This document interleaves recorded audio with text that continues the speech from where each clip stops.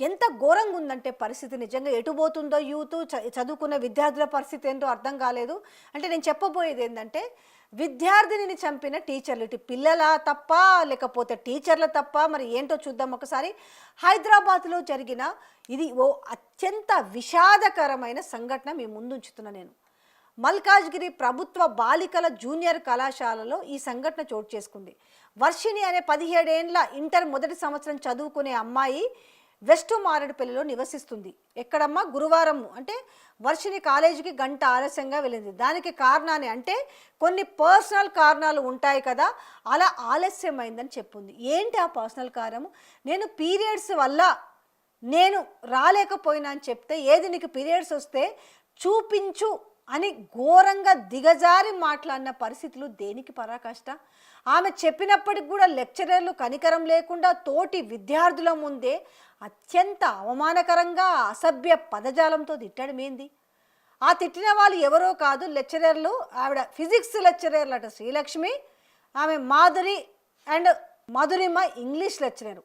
కాలేజీలో జరిగిన ఆ అవమానాన్ని వర్షిణి తట్టుకోలేకపోయింది. ఇంటికి వచ్చి తల్లి దగ్గర ఏడ్చి ఆమె తీవ్రమైన మానసిక ఒత్తిడిలోకి వెళ్ళిపోయింది. దాంతో ఆమెకు తీవ్రమైన తలనొప్పి వచ్చి స్పృహ తప్పి పడిపోయింది. ఇక హాస్పిటల్కి తరలిస్తే తీవ్ర మనస్తాపం చెందడంతో బ్రెయిన్లో రక్తం గడ్డగట్టి ఆమె చనిపోయినట్లు వైద్యులు చెప్పారు.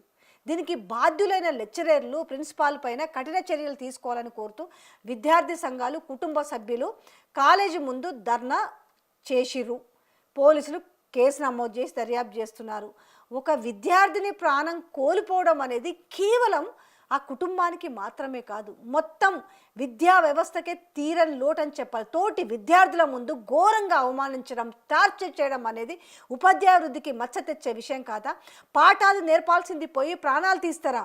మీరు నేర్పే సబ్జెక్టులో ఎన్ని పిహెచ్డీలు ఉన్నా తోటి మనిషిని, ముఖ్యంగా ఒక విద్యార్థిని గౌరవించడం తెలియకపోతే మీరు లెక్చర్లు ఎట్లా అనిపించుకుంటారు? అసలు అనిపించుకోవడానికి అనర్హులు. లేటుగా వచ్చినందుకు మందలించడం వేరు, 10 మంది ముందు అవహేళన చేసి ఆత్మగౌరవాన్ని దెబ్బతీయడం అంటే ఏంది? మీ మాటల వల్ల ఒక నిండు ప్రాణం గాలిలో కలిసిపోయింది కదా. విద్యార్థులు కాలేజీకి వచ్చేది జీవితాన్ని నిర్మించుకోవడానికి, మీ అహంకారానికి బలి కావడానికి కాదు కదా. మీ టార్చర్ వల్ల ఒక తల్లిదండ్రులకు పుత్ర శోకాన్ని కదా మీరు మిగిల్చిరు. విద్యార్థి మానసిక స్థితిని అర్థం చేసుకోలేదు. వారు టీచర్లు ఎలా అవుతారు? ఒక్క చిన్న మాట ఒకరి ప్రాణం తీస్తుందని తెలిసినా ఇంత అమానుషంగా ప్రవర్తించడం అనేది క్షమించరాని నేరం అని చెప్పాలి.